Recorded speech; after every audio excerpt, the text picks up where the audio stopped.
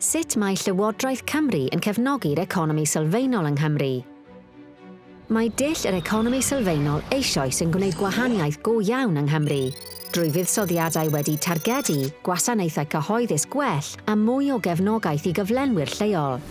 Mae Llywodraeth Cymru wedi ymrwymo i ddefnyddio gwarant cyhoeddus i gefnogi cwmnïau Cymru, gan helpu i gynnal diwydiannau lleol ffyniannus a swyddi da. Rydym ni'n cefnogi busnesau i feithrin y sgiliau, yr achrediadau a'r hyder sydd eu hangen arnyn nhw i gyflenwi'r sector cyhoeddus, gan wneud caffael yn symlach ac annog arloesi a chydweithio.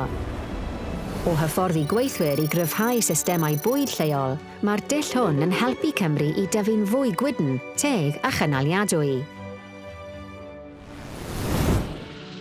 I gael rhagor o wybodaeth, ewch i www.llyw.cymru/yr economi sylfaenol.